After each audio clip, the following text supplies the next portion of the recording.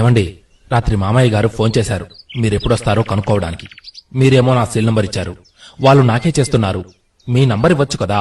హాల్లో కూర్చొని పేపర్ చదువుతున్న మాధవ దగ్గరకు కాఫీ తీసుకుని వస్తూ అంది ఆయన భార్య రజని. ఆమె దగ్గర నుండి కప్పు అందుకుని మళ్లీ పేపర్లో తలదూర్చిన భర్తతో, ఏంటండి ఏం మాట్లాడరు, ఏం ఆలోచించారు వాళ్ళ విషయం గురించి? ఇలా మీరేమీ మాట్లాడకుండా ఉంటే వాళ్ళు రోజూ ఫోన్ చేస్తూనే ఉంటారు. ఊరికే నాంచకుండా ఏదో ఒకటి తేల్చండి అంది. ఇవాళ ఆదివారం. ఈ విషయం గురించి ఏదో ఒకటి తేల్చేయాలని బాగా ప్రిపేర్ అయి ఉంది రజని. పేపర్లో నుంచి తలపైకెత్తి, ఇందులో తేల్చేదేముందోయ్, అమ్మా నాన్న ఇక ఆ పల్లెటూరులో ఒంటరిగా ఉండలేం, ఇక్కడికొచ్చేస్తామంటున్నారు. అంతే కదా, పెద్ద వయసు అయ్యాక కొడుకు దగ్గరే కదా ఉండాలి. వాళ్ళేదో అడగకూడని విషయమేదో అడిగినట్లు మాట్లాడతావేంటి అన్నాడు. అతని మాటలు విని అక్కడే సోఫాలో కూర్చుని టీవీ చూస్తున్న పిల్లలు, ఏంటి తాతయ్య నానమ్మ ఇక్కడికే వచ్చేస్తున్నారా? భలే భలే, తాతయ్య కథలు చాలా బాగా చెప్తారు. నానమ్మ అయితే మాకు స్నానం చేయిస్తుంది, అన్నం కూడా తినిపిస్తుంది. ఇంక రోజు మేం తాతయ్య నానమ్మ దగ్గరే పడుకుంటాం. తొందరగా రమ్మనండి డాడీ అంటూ వాళ్ళ ఆనందాన్ని వ్యక్తం చేశారు. పిల్లలు కూడా అలా అనటంతో కోపం వచ్చింది రజనికి. చాలే, నోరు ముయ్యండి. వాళ్ళ దగ్గరైతే మీ వేషాలన్నీ సాగుతాయని మీ సంతోషం అని భర్త వైపు తిరిగి, ఏంటండి రానిచ్చేది?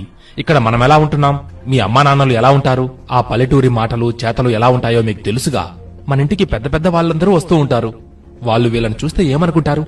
పోయినసారి మన ఇంట్లో ఫంక్షన్ కి వచ్చినప్పుడు మీ అమ్మను చూసి మీ మేనేజర్ గారి భార్య ఏమందో తెలుసా? ఈవిడ మీ అత్తగారా, నేను మీ వంట మనిషి అనుకున్నాను అంది. నాకు తల కొట్టేసినట్లయింది. కావాలంటే ఆ పల్లెటూరులోనే ఉండమనండి. కావలసినంత మంది పని వాళ్ళని పెడదాం. లేదు ఇక్కడికే వస్తామంటే ఏ ఓల్డేజ్ హోమ్ లోనైనా చేర్పించండి. డబ్బెంతైనా కట్టగల స్తోమత మనకుందిగా. అంతేకాని ఇక్కడికి మాత్రం తీసుకొస్తానని అనకండి అంది. ఆమె మాటలు పూర్తి అయ్యి కాకముందే, ఇక ఆపుతావా నీ గోలా? ఏంటి మాట్లాడితే మా అమ్మా నాన్నలను పల్లెటూరు వాళ్ళంటావు? అలాగైతే నేను పల్లెటూరి వాణ్ణేగా. నువ్వు మాత్రం పల్లెటూరు దానివి కాదా? కాకపోతే సిటీలో మీ బాబాయి ఉండటంతో నువ్వు మీ అన్న అక్కడ చదువు వెలగబెట్టారు. మీ అమ్మా నాన్న పల్లెటూరి వాళ్ళు కాదా? మన పెళ్లప్పుడు వాళ్ళు మాత్రం ఎలా ఉన్నారు? మీ అన్నయ్యకు ఉద్యోగం వచ్చి పెళ్లయ్యాక వాళ్ళని తనతో తీసుకెళ్లడంతో కొంచెం సిటీ లైఫ్ వాళ్ళకి అలవాటైంది. నేనే ఇన్ని రోజులు అశ్రద్ధ చేశాను. మా వాళ్ళని కూడా అప్పుడే తెచ్చుంటే బాగుండేది.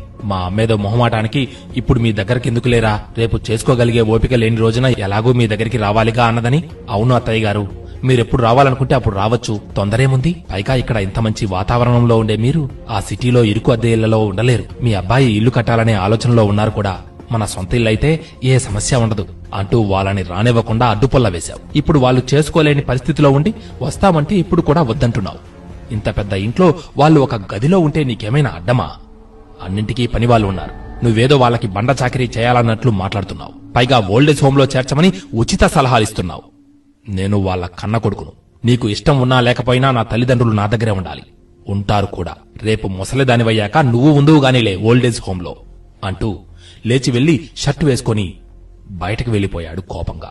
భర్త తన మాట కాదనటంతో ఏం చేయాలో అర్థం కాలేదామెకు. ఇక ఏ విధంగా చెప్పినా భర్తను మార్చటం కుదరదని తేలిపోయింది. పైగా పిల్లలు కూడా తండ్రినే సపోర్ట్ చేయడంతో తన మాటనెలా నెగ్గించుకోవాలో తోచలేదు. అత్తగారు మామగారు మంచివాళ్లే, కాని కలిసుంటే తప్పక తేడాలొస్తాయని, తగులవుతాయని భయం. తన క్లోజ్ ఫ్రెండ్ సుభద్ర అలా జరిగే గొడవలు తీవ్రమై ఆత్మహత్య చేసుకుంది.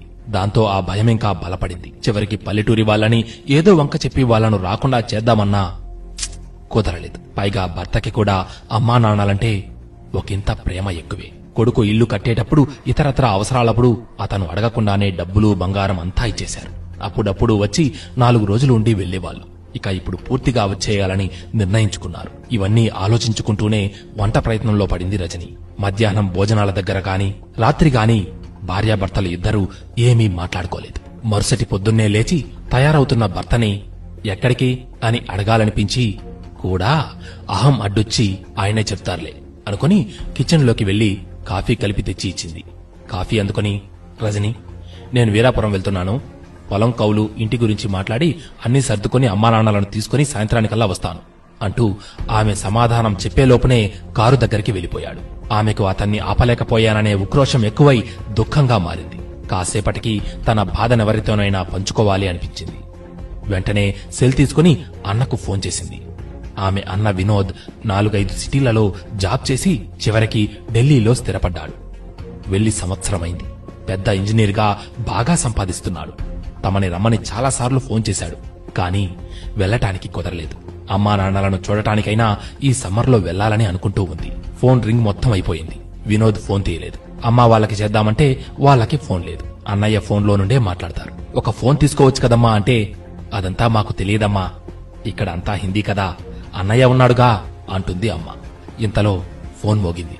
చూస్తే అన్నయ్యే. ఫోన్ ఎత్తగానే, రజని, నేను వేరే చోట మీటింగ్లో ఉన్నాను, సాయంత్రం ఫోన్ చేస్తాను అంటూ అవతల వైపు అన్నయ్య హడావిడిగా ఫోన్ పెట్టేశాడు. అయ్యో, అన్నయ్యతో మాట్లాడడానికి కూడా కుదరలేదే అని నిట్టూరుస్తూ పిల్లల్ని స్కూలుకు తయారు చేయడానికి లేచింది. సాయంత్రం అయ్యింది. పిల్లలు స్కూల్ నుంచి వచ్చాక వాళ్ళకి స్నాక్స్ పెట్టి పాలు ఇచ్చి టీవీ దగ్గర కూర్చుంది. రాత్రి 8 గంటలయ్యింది. మాధవ్ వాళ్ళు వచ్చేసరికి ఎదురెళ్లి అత్తగారి చేతిలోని బ్యాగ్ తీసుకుని, బాగున్నారా అత్తయ్య గారు, ఆరోగ్యం బాగుందా మామయ్య గారు అంది రజని తన మనసులోని భావం ముఖంలో కనబడనీయకుండా. పిల్లలు సంతోషంగా పరిగెత్తుకుంటూ వచ్చి తాతయ్య, నానమ్మ అంటూ వాళ్లను వాటేసుకున్నారు. అమ్మా నాన్న వచ్చినప్పుడు భార్య ఏ మూడ్లో ఎలా ఉంటుందో అని భయపడుతున్న మాధవ్ తేలికగా ఊపిరి పీల్చుకున్నాడు. స్నానం చేసి వస్తానని బెడ్రూంలోకి వెళ్లాడు. అత్తామామలకు వాళ్ల రూమ్ చూపించి బాత్రూంలో గీజర్ ఆన్ చేసింది రజని. అత్తయ్య గారు, మీరు మామయ్య గారు స్నానం చేసి రండి, ఈలోపు నేను భోజనాలు రెడీ చేస్తాను అంది. అలాగేనమ్మా, మేం వస్తాంలే, నువ్వెళ్లి పని చూసుకో అంది మాధవ్ తల్లి సీతమ్మ. అందరూ మాట్లాడుకుంటూ భోంచేసి పడుకునేసరికి 11 అయ్యింది. తెల్లవారుజామున 5:30 గంటల సమయంలో అందరూ మంచి నిద్రలో ఉన్నారు. కాలింగ్ బెల్ అదే పనిగా మోగుతోంది. ఈ టైంలో ఎవరై ఉంటారబ్బా అనుకుంటూ నిద్ర కళ్ళతో వచ్చి తలుపు తీసింది రజని. ఎదురుగా ఉన్న తల్లిదండ్రులను చూడగానే ఆమె నిద్ర మొత్తంతా ఎగిరిపోయింది. ఆమె వెనుకే వచ్చిన మాధవ్ ఆశ్చర్యపోయినా, బాగున్నారా మావయ్య గారు, అత్తయ్య గారు అంటూ వారిని పలుకరించి, ముందు లోపలికి రండి, చలిగా ఉంది, ఏంటి అలాగే నిలబడిపోయావు రజని, ముందు త్వరగా వెళ్లి మీ అమ్మా నాన్నగారికి కాఫీ కలిపి తీసుకురా, త్వరగా అన్నాడు. రామ్మా, రండి నాన్న అంటూ వాళ్ళ దగ్గర బ్యాగులు తీసుకుని పక్కన పెట్టి తలుపులు మూసి కిచెన్లోకి వెళ్ళింది రజని. వేకువ జామునే లేచే అలవాటున్న మాధవ్ తల్లిదండ్రులు కూడా కాలింగ్ బెల్ మోతకి లేచి హాల్లోకి వచ్చారు. అందరి పలకరింపులు అయ్యేసరికి రజని కాఫీ తెచ్చి అందరికీ ఇచ్చింది. వీళ్ళేంటి ఇంత సడన్ గా వచ్చారు, మా అమ్మా నాన్న విషయం గురించి ఏమైనా మాట్లాడటానికి రజనీనే ఫోన్ చేసి పిలిపించి ఉంటుందా అని ఒక నిమిషం సందేహపడ్డాడు మాధవ్. కాని ఆమె ముఖం చూస్తే ఆమెకు కూడా వాళ్ళ రాక గురించి తెలియదని అర్థమైంది. మౌనంగా కాఫీ తాగుతున్న అత్తమామలను గమనించాడు. వాళ్ళు కొంచెం తేడాగా కనిపిస్తున్నారు. ఇది వరకున్నంత సంతోషం, కళ, కాంతి వాళ్ళ ముఖాల్లో కనిపించడం లేదు. అతనికన్నా ముందుగానే తల్లిదండ్రులను చూసిన మరు నిమిషంలోనే వాళ్ళ ముఖాల్లోని తేడాని రజని గమనించేసింది. ఎంతైనా కూతురు కదా. వదినగారు, అంత దూరం ఢిల్లీ నుంచి మీ ఇద్దరే వచ్చారా అని ఆశ్చర్యంగా అడిగింది సీతమ్మ. లేదొదిన గారు, మాతో వినోద్ కూడా వచ్చాడు. వాడికి బెంగళూరులో ఏవో మీటింగులున్నాయట, వెళ్తున్నాను అన్నాడు. మేము వస్తాంరా అమ్మాయి దగ్గరికి అంటే ఇలా తీసుకొచ్చాడు. మమ్మల్ని ఆటో ఎక్కించి వాడు ఎయిర్పోర్ట్కి వెళ్లాడు అంది. అన్నయ్య వచ్చాడా, అయితే ఇక్కడికి రాడట్నా కోపంగా అంది రజని. లేదమ్మా, ఎల్లుండి వస్తాడు, ఆ రోజు రాత్రికి మళ్లీ వెళ్లిపోతాం ముగ్గురం అంది రజని తల్లి సావిత్రమ్మ. అదేంటమ్మా, అంత దూరం నుంచి వచ్చి ఒక 10 రోజులైనా ఉండకుండా ఎలా వెళ్తారు, మళ్లీ మీరెప్పుడొస్తారో, అదేం కుదరదు, అన్నయ్యను రాని నేను అడుగుతాను అంది. వద్దమ్మా, అడగొద్దు, అన్నయ్య తోడు లేకుండా మేం ఒక్కళ్ళము మళ్లీ అంత దూరం వెళ్లలేంగా, అందుకని వెళతాంలే అంటూ కళ్ళు తుడుచుకుంటున్న తల్లిని చూసి ఏదో జరిగిందని అర్థమైంది రజనికి. మాధవ పిల్లలు వెళ్లిపోయాక తల్లితో మాట్లాడి ఏం జరిగిందో తెలుసుకోవాలి అనుకుంది. అందరూ వెళ్లిపోయాక తల్లి గదిలోకి వెళ్ళింది. అక్కడే అత్తమామలు కూడా ఉండేసరికి కాసేపు ఏదో మాట్లాడి వచ్చేసింది. ఇక మధ్యాహ్నం భోజనాలప్పుడు తరువాత కూడా వాళ్ళు నలుగురూ మాట్లాడుకుంటూనే ఉన్నారు. ఇలా రాత్రి వరకు కుదరలేదు. రాత్రి భోజనాలైన తర్వాత మాధవ పిల్లలు అత్తమామల గదిలోకి వెళ్లారు. అప్పుడు తల్లిదండ్రుల గదిలోకి వెళ్ళింది రజని. తల్లి ఒక్కతే ఉంది. నాన్నయ్యరమ్మా అంది. మీ అత్తయ్య గారి గదిలోకి వెళ్లారమ్మా, అబ్బాయి పిల్లలు కూడా అక్కడే ఉన్నారుగా, మాట్లాడుతున్నారు. సరే, నాన్న లేకపోయినా పర్వాలేదులే అనుకుని, అమ్మా నువ్వు నాన్న అలా ఉన్నారేంటి, ఉదయం నుండి ఈ విషయం అడగాలని ఎంత తపన పడ్డాను, మాట్లాడటానికి కుదరలేదు, ఏం జరిగిందమ్మా చెప్పవా అంది. కూతురు అలా అడిగేసరికి ఆ తల్లికి దుఃఖం ఆగలేదు. గుండెలవిసేలా రోదిస్తున్న తల్లిని ఎలా ఓదార్చాలో తెలియలేదు రజనీకి. తన కళ్ళ వెంట నీళ్లొచ్చేశాయి. కొంతసేపటికి, ఏం చెప్పను తల్లి, మీ వదిన చాలా మారిపోయింది ఢిల్లీ వెళ్ళాక. ఇప్పుడు ఇన్నాళ్లకి మీ వదినకి మేము మా మాటలు చేతలు నచ్చటం లేదు. ఇంటికి పెద్ద పెద్ద ఆఫీసర్లు కలెక్టర్లు వస్తారట, పార్టీలు జరుగుతాయట, వాళ్లలో మేముంటే బాగోదట. ఏం చెప్పిందో ఏం చేసిందో మీ అన్నయ్యను కూడా మార్చేసింది. 6 నెలల క్రితం మమ్మల్ని ఓల్డేజ్ హోంలో చేర్పించారు. అప్పటి నుండి అక్కడే ఉంటున్నాం. నిన్ను చూడాలని ఉందని ఎప్పటినుంచో అడుగుతూ ఉంటే ఇప్పుడు వాడు పని మీద ఇటు వస్తూ మమ్మల్ని తీసుకొచ్చాడు. రేపు వెళ్లేటప్పుడు ఢిల్లీలో దిగగానే మమ్మల్ని ఆ ఓల్డేజ్ హోంలో వదిలేసి వాడు ఇంటికి వెళ్ళిపోతాడు. ఏ జన్మలో ఏ పాపం చేశామో దేవుడు మా నుదుటిన ఇలా రాశాడు. చూడమ్మా రజని, ఎంతో ఆశతో బిడ్డల్ని కని మరెంతో ప్రేమతో వాళ్ళని పెంచి పెద్ద చేసి చదివించి వాళ్ళు మంచి స్థితిలో ఉంటే చూసి ఆనందిస్తారు తల్లిదండ్రులు. పెళ్లి చేసి వాళ్ళ పిల్లా పాపలతో ఆడుకుంటూ కొడుకు దగ్గరే కన్నుమోయాలని కోరుకుంటారు ఏ తల్లిదండ్రులైనా. కానీ కొడుక్కి పెళ్లి చేసి కొడుకుని కోడలి చేతికి అప్పగిస్తే వాడు భార్య చేతిలో కీలుబొమ్మగా మారి తమను నిరాదరిస్తే ఆ తల్లిదండ్రులు పడే బాధ వేదన ఎలా ఉంటుందో అనుభవించే వారికే తెలుస్తుందమ్మా.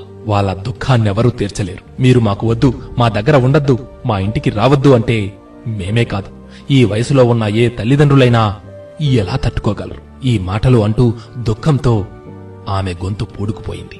మీ అన్నలాగా డబ్బున్న వాళ్ళు కన్నవాళ్ళని వృద్ధాశ్రమాలలో పడేసిపోతున్నారు. డబ్బు లేని వాళ్ళు ముసలి వాళ్ళని వాళ్ళ కర్మానికి రోడ్ల మీద వదిలేసిపోతున్నారు. పని చేసుకోగలిగే శక్తి ఉన్నవాళ్లు ఎలాగో అలా పని చేసుకుని బ్రతుకీడిస్తున్నారు. పని చేయగలిగే శక్తి లేని వాళ్ళు పని చేయలేక తిండి లేక అడుక్కోవటానికి ముఖం చెల్లక బలవంతంగా ప్రాణాలు తీసుకుంటున్నారు. ఇలా జరగటానికి కారణమేంటో తెలుసా తల్లి? కొంతమందేంటి, చాలా మంది కోడళ్ళు అత్తమామలు కూడా తమ తల్లిదండ్రుల లాంటి వారే కదా అని అనుకోకపోవటమే. అందుకే ఇప్పుడు వృద్ధాశ్రమాలకు ఆదరణ ఎక్కువయింది. అక్కడ మేం బతుకున్నామంటే ఉన్నాం అంతే. మా మనసులెంత కుమిలిపోతున్నాయో నీ అన్నా వదినలకు అక్కర్లేదు. మాకు ఈ శిక్ష ఎందుకు పడిందో తెలియదు కాని మేమనుభవిస్తున్న ఈ వ్యధ ఇంకెవరికీ రాకూడదమ్మా అంటూ మళ్లీ దుఃఖం ఉప్పెనలాగా ముంచుకురాగా కూతుర్ని కౌగిలించుకుని బోరుమంది ఆ తల్లి. తల్లి మాటలకు రజనీకి చెంప మీద చెల్లున చర్చినట్లనిపించింది. అంత బాధలో కూడా ఊరుకోమ్మా ఊరుకో, అన్నయ్య ఇలా చేయడమేంటి, వాడొచ్చాక నేను మాట్లాడతాను అంది ఏడుస్తూ. తల్లి బాధతో ఆమె హృదయం కోతకు గురయ్యింది. దుఃఖం నుంచి తేరుకున్న సావిత్రమ్మ, మీ అత్తయ్య గారు వాళ్ళు రాత్రేనటగా వచ్చింది. మీ అన్నయ్య పెంపకం విషయంలో మేమేదైనా పొరపాటు చేశామేమో గాని నీ విషయంలో మాకు చాలా తృప్తిగా ఉంది. నీలాంటి మంచి కోడలు దొరికిందని వాళ్ళు చాలా సంతోషపడుతున్నారు. మీరైనా ఆనందంగా ఉండండి, అది చాలు అంది. తల్లి మాటలకు రజని గిల్టీగా ఫీల్ అయ్యింది. ఇంకా నయం, మా వారు మా అన్నతో గాని తల్లితో గాని మాట్లాడకపోవటమే మంచిదయ్యింది అని రజని మనసులో అనుకుంది. అంతలో మాధవ పిలవడంతో సరే పడుకోండమ్మా, పొద్దుపోయింది అంటూ రజని వెళ్ళిపోయింది. మూడో రోజు ఉదయం వినోద్ వచ్చాడు. అదే రజని వాళ్ళ అన్నయ్య. అతను రాగానే తల్లిదండ్రుల ముఖంలో కాంతి తగ్గడం గమనించింది. అన్నతో మాట్లాడాలన్నా అందరూ అతని చుట్టూ ఉన్నారు. సాయంత్రం వరకు అలాగే జరిగిపోయింది. సాయంత్రం అందరూ టీ తాగటం అయ్యాక వినోద్ తల్లితో, అమ్మా ఇక్కడ బయలుదేరదాం, 8 గంటలకు ట్రైన్ ఉంది అన్నాడు. అందరూ ఉన్నా కూడా అక్కడ ఒక్క క్షణం నిశ్శబ్దం ఆవరించింది. అంతలో మాధవ్ గొంతు సవరించుకుని, చూడు వినోద్, ఇక నుండి అత్తయ్య గారు మామయ్య గారు కూడా మా ఇంట్లోనే, మా దగ్గరే ఉంటారు అన్నాడు. మాధవ్ మాటలకు వినోద్, రజని, అత్తమామలు విస్తుపోయి చూశారు. అది వాళ్లకు ఊహించని పరిణామం. అది కాదు బావా అంటూ ఏదో చెప్పబోయాడు వినోద్. ఇంకేం చెప్పకు, నీవక్కడకు తీసుకువెళ్లిన హోంలోనే కదా వాళ్ళుండేది. ఇక్కడుంటే కూతురి దగ్గరున్నామన్న సంతోషమైనా వాళ్ళకుంటుంది. ఇంటికి పెద్ద దిక్కు ఎంత అవసరమో నీకు తెలియదు వినోద్. అమ్మా నాన్నలంటే మనం ఎప్పటికీ తీర్చుకోలేని తీరని రుణం. పెద్దవారితో కలిసుండాలి, వాళ్ళకి సంతోషాన్ని కలిగించాలి. అలా ఉంటేనే ఆ ఇంట్లో శాంతి, సుఖం, సంతోషం ఉంటాయి. ఇలాంటి అభిప్రాయం మనమే మన పిల్లలకు కలిగించాలి. ఇప్పుడు నువ్వు మీ అమ్మా నాన్నలను చేసినట్లే రేపు నీ కొడుకులు నిన్ను చేయరా. దూరంగా ఉంచితే పెద్దవాళ్లు పడే బాధ నీకెప్పుడే అర్థం కాదులే. నేనేమీ కోపంగా చెప్పడం లేదు. వాళ్ళెక్కడుంటే వాళ్ళకి మనశ్శాంతిగా ఉంటుంది. మాకు ఇంకో అమ్మా నాన్నలకు సేవ చేసుకునే భాగ్యం కలుగుతుంది. మనస్ఫూర్తిగా చెప్తున్నా ఈ మాట. ఇక నువ్వేం ఆలోచించకు, బయలుదేరు అన్నాడు. వినోద్ తల దించుకుని వెళ్లిపోయాడు. మాధవ్ వైపు చూడటానికి రజనీకి ముఖం చెల్లలేదు. అందరూ ఎవరి గదిలోకి వాళ్లు వెళ్లిపోయారు. గదిలోకి వెళ్లడంతోనే మాధవ్ పాదాల మీద రజనీ వాలిపోయింది. ఏయ్ ఏంటిది, లేలే అంటున్న భర్తతో, ఇన్నాళ్ళు మీతో కలిసి కాపురం చేసి కూడా మీ మనసును అర్థం చేసుకోలేకపోయానండి. అత్తయ్య వాళ్ల విషయంలో ఎంతో కఠినంగా మాట్లాడాను. నన్ను క్షమించండి. మీరెంతో పెద్ద మనసుతో మా అమ్మానాన్నలకు ఆశ్రయం ఇచ్చారు. మీ రుణం ఎన్ని జన్మలెత్తినా తీర్చుకోలేను అంది ఏడుస్తూ. పిచ్చి రజని, నాకు మా అమ్మానాన్న మీ అమ్మానాన్న వేరు కాదు. ఆ రోజు మీ అమ్మ నీతో చెప్పినప్పుడే మీ నాన్నగారు మాకు చెప్పారు. అప్పుడే అమ్మా నాన్న నేను ఇలా నిర్ణయించుకున్నాం. నిన్ను సర్ప్రైజ్ చేద్దామని నీకు చెప్పలేదు. ఏదో చిరాకులో మాట్లాడతావు గాని నీ మనసెలాంటిదో నాకు తెలీదా అన్నాడు. అతనికి తనపై గల నమ్మకానికి మరోసారి గిల్టీగా ఫీల్ అయ్యింది. హాల్లోకొచ్చిన రజనీకి అత్తమామలు దేవతల్లాగా కనిపించారు. వెళ్లి వాళ్ల పాదాలకి దండం పెట్టుకుంది. తర్వాత తల్లికి తండ్రికి కూడా. ఇదేంటమ్మా ఇప్పుడెందుకు అని అడిగిన వాళ్లకు, ఇవాళ పెద్దవాళ్ల ఆశీర్వాదం తీసుకోవాలని టీవీ ప్రోగ్రాంలో చెప్పారండి అంది. మా కోడలెంత బంగారం అని అత్తమామలు, కూతురెంత పద్ధతి కలదో అని తల్లిదండ్రులు మురిసిపోతూ ఉంటే గదిలో నుండి అది చూసిన మాధవ తన భార్య రజనీ తెలివికి తనలో తానే నవ్వుకున్నాడు. మిత్రమా, ఇప్పుడు మనం ఏదైతే చేస్తామో అదే చివరికి మనకు జరుగుతుంది. మన ఉమ్మడి కుటుంబాలను మనం కాపాడుకోవాలి. భావి భారత పౌరులైన మన పిల్లలకు ఆరోగ్యకరమైన మంచి భవిష్యత్తుని ఇవ్వాలి. ఓపికగా ఈ కథను విన్నందుకు మీకు హృదయపూర్వక ధన్యవాదములు. ఎప్పుడూ ఏ కథను తోటి వారితో పంచుకోండి అని చెప్పని నేను మొదటిసారి ఈ సందర్భంగా మిమ్మల్ని కోరుకుంటున్నాను. కుటుంబ బాంధవ్యాలను బలపరిచే ఈ చక్కని కథను మీ తోటి వారితో పంచుకోండి. అందరూ బాగుండాలి, అందులో మనమూ ఉండాలి. సర్వే జనా సుఖినో భవంతు.